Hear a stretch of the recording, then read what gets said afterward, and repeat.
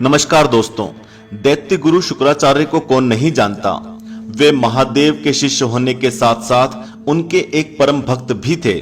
शुक्राचार्य भृगु ऋषि की संतान थे और उनकी माता का नाम दिव्या था, जो कि हिरण्यकश्यप की पुत्री थी। शुक्राचार्य के बचपन का नाम उशनस था। भगवान विष्णु के वामन अवतार के समय एक लीला के दौरान शुक्राचार्य की एक आंख फूट गई थी, जिसके कारण इनको एकाक्ष भी कहा जाता है। शुक्राचार्य पहले अंगिरस ऋषि के शिष्य थे, लेकिन अंगिरस ऋषि अपने पुत्र बृहस्पति और इनमें पक्षपात करते थे, जिसकी वजह से उन्होंने अंगिरस ऋषि का साथ छोड़ दिया और बाद में स्वयं भगवान शिव के शिष्य बनने का सौभाग्य शुक्राचार्य को प्राप्त हुआ। महादेव की कृपा से ही भगवान शुक्राचार्य को संजीवनी विद्या प्राप्त हुई। बुद्धदेव भी शुक्राचार्य के शिष्य थे। शुक्राचार्य को नवग्रह देवताओं में भी स्थान प्राप्त है। शुक्राचार्य की दो पत्नियां थी, जिनका नाम जयंती और गो था। शुक्राचार्य ने 1000 अध्याय वाले बृहस्पति शास्त्र की रचना की। असुरों का आचार्य होने के कारण इन्हें असुराचार्य भी कहा जाता है। ज्योतिष में शुक्र वृष और तुला ऋषि का स्वामी है। शुक्राचार्य को नीति शास्त्र का जन्मदाता कहा जाता है। आज हम आपको बताने वाले हैं कि शुक्राचार्य ने शुक्र नीति में किस प्रकार के लोगों से दूरी बनाने को कहा है। अनृतात पारदार्याच्च तथा भक्ष्यस्य भक्षणात् अगोत्र धर्मचरणात् क्षिप्रम नश्यति वैकुलम। इसका अर्थ होता है कि पराई स्त्री के साथ संबंध बनाने वाले, परंपराओं के खिलाफ काम करने वाले, मांसाहार के लिए जीवों को मारने वाले और झूठ बोलने वाले विनाश की ओर जाते हैं। ऐसे लोगों से दूर रहना ही बेहतर है। आइए इस पर विस्तार से चर्चा करते हैं। पराई स्त्री से संबंध बनाना। दोस्तों, हमारा सनातन समाज हमेशा से ही स्त्रियों का सम्मान करने वाला रहा है। यहाँ छोटी बच्चियों से लेकर वृद्ध महिलाओं तक हर स्त्री का सम्मान किया जाता था और शादीशुदा महिलाओं को तो और भी सम्मान की दृष्टि से देखा जाता था।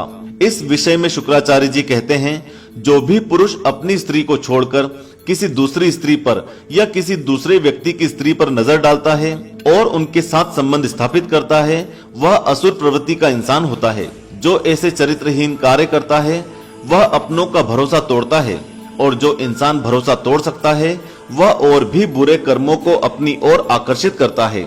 ऐसा इंसान खुद तो विनाश की ओर जाता ही है, और जो लोग इनके साथ रहते हैं उनको भी अपमान और मुश्किल में डाल देता है। ऐसे इंसानों से दूर रहना ही सबसे बेहतर है।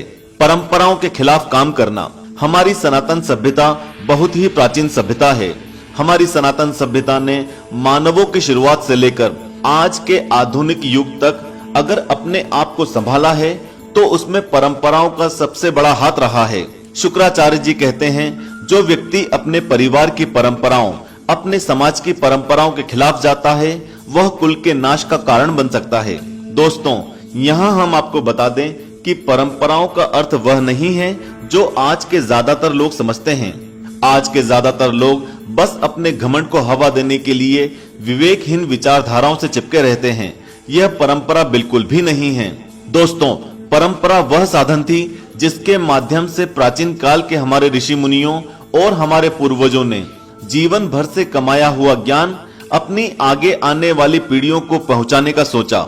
यह परंपरा ही थी जिसने हमारे भारतीय ज्ञान को सुरक्षित रखा, और हमारे यहाँ परंपरा के पीछे कोई ना कोई विज्ञान या कोई ना कोई शिक्षा रहती थी, लेकिन बाहरी आक्रमण के कारण सिर्फ परंपरा रह गई और उनके पीछे का विज्ञान और शिक्षा चली गई। शुक्राचार्य का कहना है, जो परंपराओं को तोड़ता है उससे दूरी बनाकर रखना चाहिए। मांसाहार के लिए जीवों को मारने वाले, इस धरती पर रहने वाले सभी जीवों का जीवन एक समान है। हमारा जीवन दूसरे जीव के जीवन से ज्यादा महत्वपूर्ण है, यह समझना मूर्खता होती है। अगर मनुष्य की संरचना देखी जाए तो उसके दांतों को देखकर सभी लोग यह समझ सकते हैं कि हम मांसाहारी जीव नहीं बल्कि शाकाहारी जीव हैं। हमें अपने भोजन के लिए पेड़ पौधों पर निर्भर रहना चाहिए। हमारे सनातन समाज में हमेशा इस बात पर ध्यान दिया गया है कि अपने जीवन को बचाने के लिए दूसरे जीवों को कम से कम नुकसान पहुंचाया जाए। इसीलिए शाकाहारी भोजन सबसे बेहतर विकल्प रहता है। अपने भोजन के लिए दूसरे जीव को मारना पाप होता है। ऐसे व्यक्ति आसुरी प्रवृत्ति के होते हैं और मांसाहार खा खाकर इनका दिमाग और हिंसक बनता चला जाता है। शुक्राचार्य कहते हैं, मांसाहार खाने वाले मनुष्यों से भी दूरी बनाना बेहतर होता है। असत्य बोलना। हम मनुष्यों में सबसे ज्यादा महत्वपूर्ण अगर कुछ होता है तो वह है एक दूसरे के बीच संबंध, और एक मजबूत संबंध कभी भी झूठ के बल पर खड़ा नहीं होता। आज के समय में झूठ बोलना एक साधारण सी बात हो गई है। हर व्यक्ति दिन में कई बार झूठ बोलता है। शुक्राचार्य कहते हैं कि एक झूठ बोलने वाला व्यक्ति हमेशा आगे बढ़ने के लिए झूठ का सहारा लेना शुरू कर देता है और उसकी बातों का मूल्य शून्य हो जाता है। ऐसे व्यक्ति से दूर रहना चाहिए। तो यह थे शुक्र नीति में बताए गए 4 प्रकार के व्यक्ति जिनसे दूरी बनाना ही बेहतर है। आशा है आप इन बातों का ध्यान अपनी रोज की दिनचर्या में रखेंगे और अपने आप को एक बेहतर व्यक्ति बनाने की कोशिश करेंगे।